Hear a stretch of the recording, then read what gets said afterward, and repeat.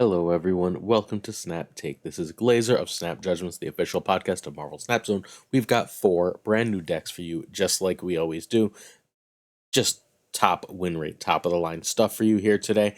Before we get to the first deck is going to be the thumbnail deck, the deck that has that 70% win rate. Hit that sub button, hit that like, hit that comment. We bring you 7 days a week of videos, at least 4 decks every single weekday. Sundays are often variety days, but today we're doing the full regular video. We also do the biggest giveaways of Marvel Snap. If you want to be a part of that, stay ahead of the meta, hit sub, help us out. In addition, we have a giveaway that we were running last week, Saber89231. Shoot me an email or find me on Twitter or Discord. The information on the screen. Next week, we are giving away 5 season passes, and the week after, we're giving away 5 season passes.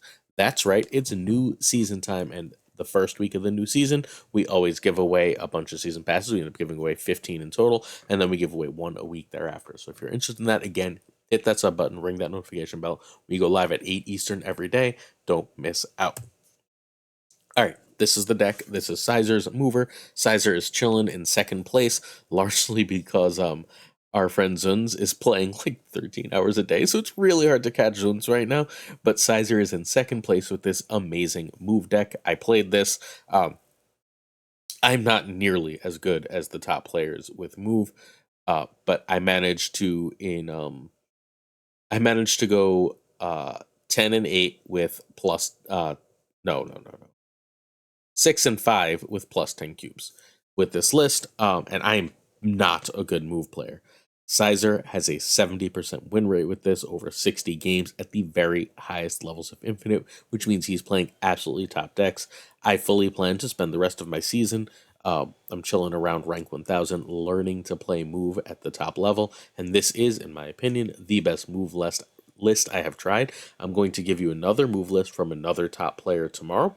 This list is one off from the Lambie version. That change from the Lambie version is just Cloak for Shadow King. Shadow King is straight up a cube stealer. A lot of the extremely positive cube rate I've had is from Shadow King. I think Cloak would make the deck easier to play, but it would give it less cube equity. So you can choose between those as you so choose. I think you're going to need most of the high series cards, except Nico can be Cloak, Heimdall, or Tribunal. In fact, I think Nico might even just be better with as Cloak in this list, because there's not a ton of spells from Nico you really want. Heimdall and Tribunal are rough, particularly because you want to beast on 5 fairly often in this list, which means that you're not going to have the energy for that Heimdall or Tribunal play. Sage can be Cosmo or Armor. It weakens the deck, but it is still a viable play. If you'd like to see Sizer play this list, check him out at switch.tv/Sizer2654. He's a phenomenal streamer. He's on all the time. Go check him out and give him a follow. Tell him that Glazer sent you. All right, Sizer is currently number 2. Again, 70% win rate in high Infinite, which is just unheard of. Like, generally speaking, the top of Infinite players end up around 62-63% with their win rate, and then that falls once the deck becomes more known to like 58-59. At the very highest levels of Infinite, having a 70% win rate is nearly unheard of. If you can learn this deck, if you can master this deck, you are going to take off with it. This is meta. This goes bigger than anything else in the game once you learn how to use it. So turn 1 is passed. Turn 2, you either set up your moves if you have like an Iron Fist and you know you're going to Vulture, or you know you're going to Dagger, or you can do a direct and immediate Human Torch combo with either where you can like pull the torch with Ghost Spider or push it with Iron Fist. You can do that then. That's totally fine. I tend to prefer to save Dagger for a little later, but all of these plays are completely fine. You can also just like totally pass here. It's not the end of the world if you don't play a card until turn 3. So turn 3, you want to get Dagger, Vulture, or Torch going. I tend to prefer Vulture or Torch. I like Dagger to be my secondary move option, because later in the game, just 2 Dagger moves is often like 20 power, whereas it takes a little more doing to get my Vulture and Torch going, and I can just leave my Vulture on the board sitting there being huge in a lot of matchups. Or if you can't get that going, you can just drop Herc, and then you can do the move starting on turn 4. The real value of Herc at 3 to me is that you can start your move on turn 4 with Hercules, and it's just game winning, right? Like, usually by starting your move on turn 4 when Hercules was 4, you wouldn't be able to do that. You would not be able to have that Hercules. It would be too late and too few moves. If you get Herc down on 3, well, now all of a sudden you've doubled your move output and you're able to win the game that way. Turn 5 is Beast or Falcon, or you can set up a second mover. If you don't have the Beast or Falcon thing going, this is the turn that you spend using your dagger or your secondary move card, whether that be Vulture or Torch if you needed to use one of the others earlier. So you start to get that ready to be big. And then turn 6 is Movers and Sage or Shadow King. Sometimes it's just Sage and Shadow King, but Sage has an awful lot of power that often puts you over the top for your secondary smaller move target. Whereas Shadow King can be dangerous. You can play a move a card out, and then Shadow King and seal a lane. Shadow King is especially good in this against Surfer. It's fairly easy to throw Prio, and if the opponent's trying to blow you out with Killmonger, you can run. And then if you don't have Prio, that Shadow King, you drop, and then you play the movers, and you win the game. This list is one of the worst 3 best lists in Marvel Snap right now. This is, however, an expert list. You are going to lose cubes. If you're struggling for Infinite and trying to get there on the last week of the season, this is not the deck for you. But if you are willing to take the time to learn something that you can consistently be dominant with in Marvel Snap, this is the deck to do so with. I think that this is legit, and it's only going to get better and better as, again, please remember September's cards, Madame Web and Aranya, are both incredible move cards that will cleanly slot into this deck. If you're curious about what those are, check Thursday's video where we went over all the data mines for later cards. If you're interested in Marvel Snap tournament play, the Snap Judgments League has over $500 in prizes. It kicks off July 8th, so you have one more week to sign up. Join the Snap Judgments League Discord or the Snap Judgments League Patreon in the link to this video in order to get all the information about how to join that tournament. All right, next up we have Tuccrr's Blinkhawk, and the reason we're showing this is A, this list is really powerful, but B, in 2 days from now, Arishem is coming out. Arishem means Darkhawk is incredible. Arishem will end games with like 18 cards left in deck. That's a 30-ish power Darkhawk. At that point, when Arishem comes out, I'm adding Mystique to this. Mystique is not amazing in this list for non-Arishem matchups, but it's so strong to copy Darkhawk in those matchups that I'm not really worried about it. This list is just really powerful. It puts rocks, it disrupts, and then it wins. This is like straight up mid range. Does this have a shot in hell against like that mover deck? Well, the rocks give you a shot, right? The rocks say draw rocks instead of what you need to win. Nocturne says, let's see if we can get a location that wins me the game. Outside of that, this doesn't put up all that much power, but it is very disruptive. This has a decent matchup even into the what are they called? They don't really have names, I guess. But the current Ravonna package that's running Iron Man and Juggernaut and stuff, it really has a solid matchup into that, because if you go Mobius on 3, you can go Rock Slide on floor into Blink, and then you're getting ahead, right? If they can't cheat out a bunch of energy, you should have a real shot at winning the game, and that's exactly what this deck does. It says, I'm not going to let you really cheat out energy, and we're going to play fair Marvel Snap, and I'm going to put good power everywhere and beat you. So you can find Tuccrr at twitter.com/Tuccrr, twitch.tv/Tuccrr, and youtube.com/@Tuccrr. Check him out on YouTube. He's got a video, I believe, for this deck coming out shortly, and you should watch it. Nico for this list could be Iceman. You don't lose too much. Nico's nice, but not terribly important. White Widow can be Jeff. White Widow and Jeff can be Baron Mordo and Medusa. Baron Mordo, by the way, not that anyone has checked. I checked the untapped stats recently, and Mordo is one of the top-rated cards in Marvel Snap. I'm just saying, maybe we should be taking that card a little more seriously. Medusa is also just a well-statted 2-drop. Nocturne can be Gladiator, Red Guardian, or Polaris. Obviously, Gladiator, Red Guardian are better replacements, but if you don't have any of the high series cards, Polaris is perfectly fine. Ms. Marvel can be Omega Red or Claw. For this list, I think I prefer Claw, but it's close. Iron Lad can be Jubilee. Iron Lad will be, I believe, my Mystique slot, although maybe not. We'll see. I'm going to need to do a little testing. It could also be the Nico slot once we get that Arishem. And you need Darkhawk and Blink. So, turn 1, Korg. Turn 2, Widow or Jeff. Read the board. Generally speaking, I prefer Widow, but sometimes if your opponent's playing Clog, I'd rather Jeff. Turn 3, Rock Slide is generally better than Nocturne. Mobius is for specific matchups. You'll hopefully know by turn 3 if you should drop Mobius over everything else. Turn 4, Ms. Marvel is better than Lad, is better than one of the 3s. If you did do one of the 3s, though, your Blink is going to be kind of great.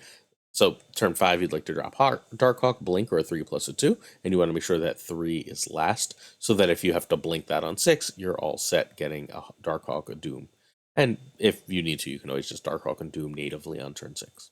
Nice and simple play lines. This is one of the more powerful decks that is really simple and has existed, I mean, not with Blink in it, but like the rest of these cards have fundamentally existed in one shell since November when Ms. Marvel came out.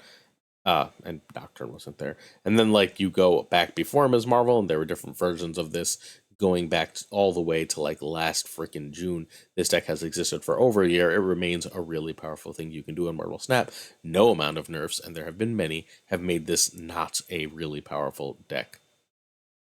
Alright, if you would like to see gameplay from these decks, you should check out the Stream Team. The Stream Team are a group of my friends that streams decks for my videos over on Twitch, and then the next morning releases a video with them on YouTube. Today, we have our first Stream Team of the King of Canada. He'll be streaming at 12 p.m. Eastern, so if you're curious, please check it out. That video will be live Monday, and tomorrow's decks will be Gregor2424. If you're interested in seeing yesterday or the day before's decks, please do check out FaThorNewman, who has a video on YouTube about these. Alright, so you might have seen this list on TLSG's channel. Shuri Enjoyer sent this to me, and then I popped into TLSG's stream. TLSG is going to stream a bunch next week, by the way. Awesome human being. Check him out on Twitch and YouTube. TLSG was playing the list. Shuri Enjoyer had popped in and been like, you should try this. So TLSG got a video out about this because Saturday is the one day we don't do a deck video. Before we did, but this list is so good, I had to show it to you too. Shuri Enjoyer called this fair cards because he thinks this deck is ridiculously unfair. Fair should be in air quotes. It just messes up the formatting of titles. Cool. So this is a this looks like a Shuri Kitty list. It's not. It's a Shuri Mockingbird or Sasquatch list, which is just a mean thing to do. Fundamentally, if you have Ravonna, right, you can play Mysterio and Shuri on turn 5, and then you can either Mockingbird or Sasquatch with Taskmaster to end the game. Slightly. Yeah, no, you can either Mockingbird or Taskmaster on top of that Shuri. Mockingbird or Sasquatch on top of Shuri and copy with Taskmaster at the end of the game, which is like fairly similar to the She-Hulk thing, except you don't have to give up all that extra energy to do it, and you can play a really cool, powerful tempo game in the meantime before there.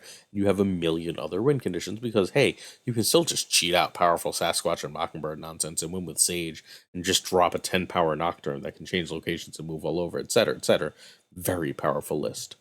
All right, so Shuri Enjoyer is at twitter.com/Shuri Enjoyer. I don't know why I didn't write the twitter.com, but Shuri Enjoyer is a Brazilian player, one of the very best in the game, often at the top of tournaments, has previously been at the top of the Infinite Leaderboard, but doesn't grind as much to get there anymore. One day I'm going to make a list for y'all of like the players who would be the top of Infinite Leaderboard, but have seemingly stopped grinding to get there. Alright, Sage can be Wolfsbane. That is significantly worse, but it is a change you can make. Sasquatch can be She-Hulk or Red Skull. That changes the play lines a little bit. It doesn't give you the second way to do the other thing, but you can still go Shuri, pass She-Hulk, Taskmaster, or you can just go Shuri, Red Hulk, Taskmaster and be totally fine. That's still a ton of power. You don't have to not do that because you're doing this. Nocturne can be Gladiator, Red Guardian, or Polaris, as usual. Alright, so turn 1 Kitty, turn 2 you would really like to get out Ravonna. Ravonna is very important. Ravonna over Armor over Jeff. If you have Ravonna, on turn 3 I'd probably play Ravonna over Hope, but Hope over Nocturne over Mysterio is otherwise the choice. And again, you can just save Mysterio if you have that Ravonna going. Turn 4 you'd like to play Shuri or 2/2s, or you can just drop like Kitty on Hope. Then turn 5 your goal is to go Mysterio and Shuri. If you Mysterio'd on 4 and played another card that's 4, and you had and you have Ravonna out, that's enough to Shuri Sasquatch on 5, which is perfectly fine. You can also do the same thing, Shuri on Mockingbird on 5, especially if you have the armor to protect that. You can also just drop Mysterio and Shuri, totally fine. Then you want a Taskmaster. If you Shuri'd and left Shuri sitting there, Mockingbird or Sasquatch and Taskmaster is the play. You'll need Ravona for that, but if you have it, you're great. And if they stop your Ravona somehow or another, then you just drop a ton of power. Like copying a native Mockingbird or Sasquatch is still a lot of freaking power. And that's the list. This list is incredibly powerful. Expect this to be meta. Expect this to be around a seen known deck in the meta. It puts up as much power as damn near anything. It can have trouble with the Juggernaut list, the Juggernaut Iron Man list, because Iron Man can let it go taller than even Shuri does, and Juggernaut can bump a bunch of stuff away. So I don't know if it's quite as good as that very best list, but it is still extremely strong. Hey, this is the last time I'm going to announce this version of it. Snapmasters is having their open qualifications today, 5 p.m. UTC +3. I have no idea what time that is. I'm not going to pretend I do. Prize pool of $350 for making the group stage and getting into the finals. So what you're doing is you're trying to be a qualifier to this tournament that has a bunch of Marvel Snap's biggest names. The link to that is in the description to this video, so please, please, please do check it out. You will not regret it. Look at the names involved, some huge names.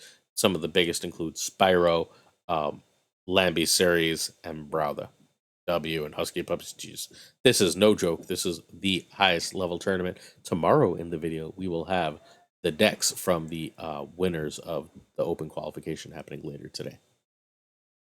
All right. This is the last deck we're going to look at. I know this deck looks a lot like the previous one, but this is the either the highest or the second highest win rate in Infinite right now. And this shouldn't make any sense, but it keeps winning. And look, 68% win rate, 72 games. High Infinite is huge. Yeah, this is just a very, very powerful list. My general, I don't know why, my general like baseline, the stats I start to look for, and then I start messing around with numbers. I go down to forward and I go up to 200. There's a whole video going over this on the Patreon if you're ever interested. Is I like 70 games as the baseline for what I'm looking at because I'm trying to keep you ahead of the meta. And this is just a very powerful and very interesting list. This is doing almost exactly the same things as that list we've talked about earlier, except it's got an Elsa, Hope, and Shang-Chi package. And I think that's a really cool way to go, especially for those of you who don't have Thena, because the other versions of the list really do want Thena. So if you're missing Thena but have Elsa and Hope, and you could have just bought those two cards, their season pass cards, then you're good to go for this list. All right, so this is just from Untapped. Elsa or Hope can be Thena, and I know that's not like a huge benefit, but if you have Thena, you can play the other version. Sage can be Wolfsbane, Jeff can be Nocturne or Nightcrawler, and Sasquatch is more or less needed, but you could always try Hitmonkey if you feel like you must. If anyone happens to know who made this, please do let me know, because I have no idea. Turn 1, you'd like to Kitty. Turn 2, Ravona over Angela over Jeff. If you can also just Mysterio into Sasquatch, but that's a rarer play. Turn 3, Hope is generally better than Elsa, and then you want to drop Elsa on Hope. Elsa is a perfectly great turn 3 play. Elsa and Kitty is the idea on turn 4. You can also go Jeff and Mysterio. And turn 5, use Sasquatch Mockingbird as you can. Iron Man and Kitty would work too, but I tend to prefer to save Iron Man for 6 with Sage. If not, you're doing the turn 5 plays. Y'all good? Hopefully this makes a lot of sense. This deck is really cool and really powerful, and, you know, I know this is just an alternate version of the best deck, and it's very similar to the last deck we looked at also, but, I mean, Elsa and Hope are just a different take on it, and I thought that was cool enough to share with you. Hopefully you agree. All right. I know I haven't been doing bundle guides. It was the last week of school, and my son was supposed to have a bunch of plans today, and then it rained, and we never ended up doing any of those plans, so we spent the day together.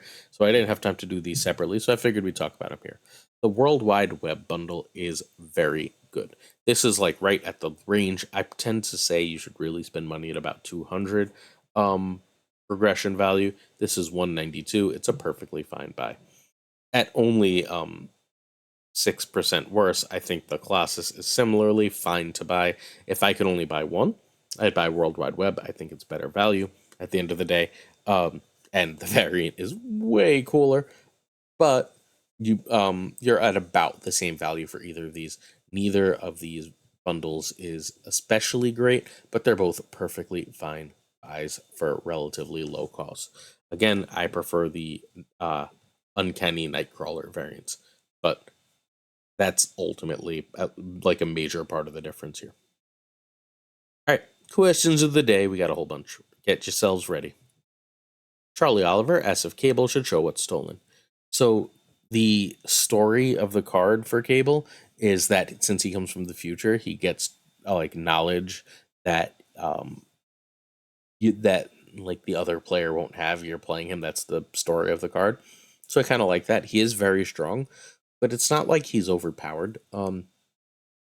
So my logic is fundamentally Cable creates a mind game, and I think that's good and interesting. Where like he's not, if that was so powerful that it made him the best two and auto include in every deck, he should be changed, right? But there's several better twos. Um, like I'm not 1,000% sure he's better than Medusa. So I don't know. I think he's ultimately fine. Slululu asked the benefits of Marvel Snap Zone Untapped and didn't mention Snap Fan, but I'm gonna throw him in. Okay. I'm gonna say this with like my whole honesty. Marvel Snap Zone has the best writers in the business, and you can ignore me. I have a full spotlight guide. I rank every spotlight that is revealed or data mined on Marvel Snap Zone. That should be live by the time you're reading this, so feel free to check that out. But like, I'm not even talking about me. Lauren Whatevs, Den, Carolus, Safety Blade, Canadian Alfredo, Bohe. Marvel Snap Zone has the best writers, the like highest level players that write in Marvel Snap, that think critically, that can speak to the game at both a really high competitive level and still have not lost sight of the casual audience. Um, Marvel Snap Zone is bar none the best writing. Untapped has the best stats. They have the largest user base because of what they do, because most people use it. It's really easy to install and really easy to get set up. So if you're looking at just stats, Untapped Premium is the place to go because larger samples are obviously better for stats. I tend to cross-reference Untapped and Marvel Snap Zone stats. I'm going to be completely honest. SnapFan, I don't like the interface they have for stats, but they do have some other things going for them. They're the person who runs their website understands the programming of Marvel Snap better than anyone, and often gets fairly exclusive data mined information before anyone else, and that's a really cool reason to frequent them. As far as deck builders go, it's honestly pick your poison. I think all three are relatively easy to use. Um, I've been told, I have not checked this out, I've been told the SnapFan deck tracker works at least to some extent on mobile, where none of the other, not deck tracker, stat tracker, where none of the others do anymore since a recent update. But all right, so Marvel Snap Zone for the content, to read, to learn, to get better at the game. Untapped if you want to grab some stats, and SnapFan if you want the most up to date data mine information. Cool. All right, Seamus asks when and how I sleep, and he's asking that in relation to how busy I often am. And look, it's 11:30 at night while I'm recording this. Um, I don't know when this is done. I'll sleep. It's summer, so I'm gonna find plenty of time to sleep. Generally, during the school year, I sleep from 12 to 6:30. That's my sleeping time. I wish I could sleep more, but hey, it's a good amount. All right, SD Don't Be Evil asks what game I like for its universe and setting, and that's easy. Skies of Arcadia. Skies of Arcadia is a Dreamcast slash GameCube game that you can only really play through emulation unless you have those old systems. It in the world is basically sky islands, but there's no planet anymore, and it's just about the coolest thing. The other answer is Xenoblade 1. I couldn't get into Xenoblade 3 because so much of what I liked about Xenoblade 1 was how amazing the premise was. The premise is two giants fight in the sky and they kill each other, and as they've killed each other, like they become almost planets, and like life starts to form on each different planet, which is just these dead giants corpses. And that's so unfrickin' believably cool as a premise. Like as you travel in the game, you're climbing up and around this giant, and it's just so freaking cool. So those are my two settings for video game. All right, I lost the question, but someone was curious about how I became a teacher, so I'll do that story relatively quickly. I graduated college in about 2002, and I didn't know much of what I wanted to do. I figured I could write and edit. I've always been good at writing and editing, so I did that freelance for a little bit, and it was really hard to make a living. I ended up working in a movie theater for a while, doing guest services in White Plains, and after a little bit, my mother convinced me to try being a teacher, or rather, to try taking the teaching tests, um, which I did cold. my thought was if I didn't ever want to be a teacher. It was the one thing as a high schooler I knew I didn't want to be. And I was just like, ugh, whatever. At least I can do this for a few years, make a little bit of money, go back, get my doctorate, and just go be a college professor. Because I really loved college. And I figured even if I didn't love teaching, being a college professor would be cool. So I went in and I took the two basic New York State teacher tests. I didn't take the content special. I took the LAST and the ATSW. And I got basically a perfect score on the LAST. And I got almost a perfect score on the ATSW, except I got bored and didn't write the last essay and just walked out. Um, so my mother convinced me to take these to a college professor she knew. But they were like, "Yeah, I don't know," and I was like, "Yeah, I don't know." And then I showed them the scores. They were like, "Hey, we'll let you in our program for accelerated." So I went to teach, and then, honest to God, within 2 weeks, there was a lockdown. And I started to like teaching. I really enjoyed the kids. I didn't know what the hell I was doing, but I enjoyed it more or less. I never student taught. It was an accelerated program. It was very strange. So there was a lockdown within 2 weeks, and when this lockdown started, like you're supposed to basically go immediately into the first classroom you see, and a bunch of my students, like, instead of going to the first classroom, ran directly to my room, which was incredibly unsafe, and I yelled at them about. But like we had clearly bonded in just a few weeks, and like my room was where they felt safe. If things were going to be dangerous, like I'm so dangerous or ready to protect her, but whatever. And at that point I realized that this is probably what I was supposed to be doing, and I've done it since. So that's the story of how I became a teacher. Hopefully you enjoyed it. Hey, certain tiers of support on our Patreon come with on-air thanks. If you're interested in these or interested in the Snap Judgments League, please check out patreon.com/snapjudgments. I'd like to say thank you to Abigail Gieslin, Mandatory Burnout, Cables, Irregardless, Not a Word, Is a Word, David G. Wingfield, Direwolf, LAB, Always Kind, FaThorNewman, check him out on YouTube, he's got some gameplay with our decks. Good Dog Gamer, This is the Way, Ink, I Am Frostman, You Sure Are, Jay Never Eat, Doomer, Primed Ryan, check out the Primed Mind app, especially if you're struggling with tilt. Lee, Koi Ray, coming all the way from Japan, Pyrophoros, the Goat Seeker, who's chilling at top 100 in America, props Goat Seeker, Denman Falcon, check him out on YouTube, Quid Pro Joe, great name, Docty, the king of new Marvel Snap card content, Fat Nick, Doku, Ginger Prime Ginge, Philip Brakovich, hey Racco, Haplo, Kenny Loggins of the Danger Zone, Rob Silverman, The Bizza, Xorus V and Skippy G, Timmy Nyquist, winner of Snap Judgments League Season 1, The King of Bros, bruh, Black Dahlia, The Great Kazoo, Jessica Gamble, hello Jess, our own Woody, Ryan Wood, Kev C. Hoda, Luna Chris, Archangel 3K, Louis Antunes, Mod Supreme Models, the one and only Darth Tater, Remus Atala, Brian Kaufman, Tristan H. Martin, Jason B., welcome back JD McDonaldino, The Fuzzy Dunlap, Spectrum X, Matt H., DJ Mackie Hijinks, No Frickin' Flex, Ocularis, Mr. Craig Sterry, Seamus, Jonesy, Two Ties, the Pirate King Tuccrr, the Homie Min, and of course, Gunny T, where the T stands for tomorrow we have tournament decks, tomorrow we're going to do Phoenix Loki, and so much more. Giveaway will probably begin tomorrow, but might begin Tuesday. We'll see. I'll let you know as soon as I can. Don't miss out either way. Ring that bell. We'll see you tomorrow.